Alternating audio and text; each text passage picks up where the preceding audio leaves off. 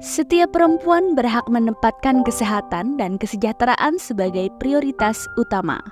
Saat ini, kita akan membahas tentang penyakit yang sering menghantui kalangan perempuan. Hai, kenalin.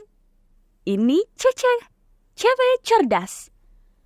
Pada suatu hari, Cece sedang asyik menonton berita di televisi. Ketika itu muncul suatu berita yang membuat Cece tertarik dan penasaran. Berita tersebut membahas tentang kejadian kanker serviks pada perempuan. Dalam berita itu disebutkan bahwa kanker serviks menduduki peringkat keempat yang paling umum terjadi pada perempuan di dunia, setelah kanker payudara, kanker usus, dan kanker paru. Setiap 1 jam, perempuan Indonesia meninggal karena kanker serviks. Cece bertanya-tanya, sebenarnya apa sih kanker serviks itu? Dan bagaimana cara mencegahnya? Kanker serviks, kanker atau keganasan yang terjadi pada sel leher rahim atau serviks.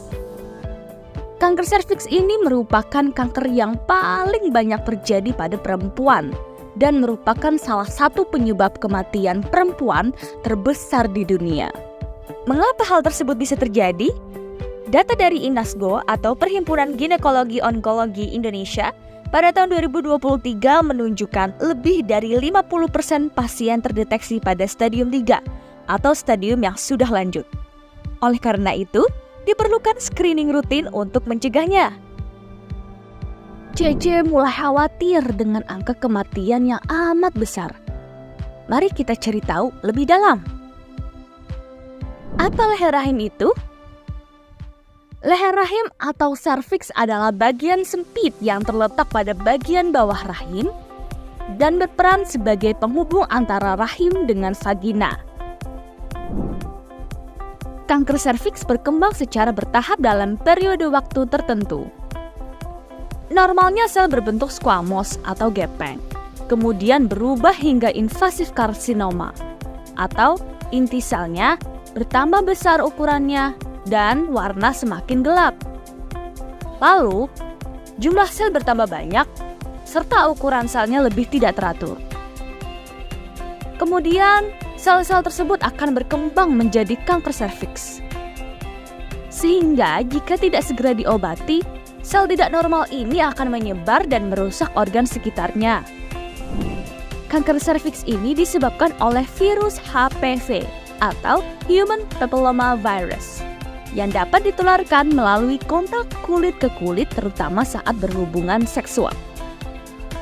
Sebagian besar infeksi HPV dengan sendirinya dilawan oleh sistem kekebalan tubuh kita. Namun, ketika sistem kekebalan tubuh kita tidak dapat lagi menahan infeksi HPV, akan terjadi perubahan tidak wajar pada sel leher rahim atau serviks. Ingat ya, jika tidak segera diobati, perubahan ini berpotensi berkembang menjadi kanker. Cece mengenali berbagai faktor risiko dan faktor penyebabnya. 1. Perokok aktif dan pasif. 2. Kurang menjaga kebersihan daerah kelamin. 3. Riwayat terkena infeksi alat kelamin. 4. Aktif secara seksual terutama pada usia muda. 5. Bergonta-ganti pasangan seksual. 6. Riwayat keluarga dengan kanker. Untuk meningkatkan kewaspadaan terhadap penyakit keganasan ini, Cece juga mengenali berbagai gejala kanker serviks. Pada stadium dini, sering tidak menunjukkan tanda dan gejala yang khas. Namun, ketika telah melewati stadium lanjut, muncul gejala seperti berikut, yaitu nyeri panggul, menstruasi tidak teratur, pendarahan pada masa menopause, nyeri saat berhubungan seksual, keputihan atau keluar cairan encer putih kekuningan bercampur darah seperti nanah dari alat kelamin, serta pendarahan tanpa sebab yang terjadi di luar periode menstruasi atau di antara siklus menstruasi.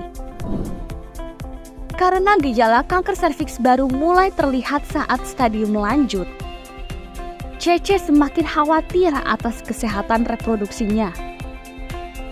Tapi, Tenang, kanker serviks dapat dicegah. Hindari merokok.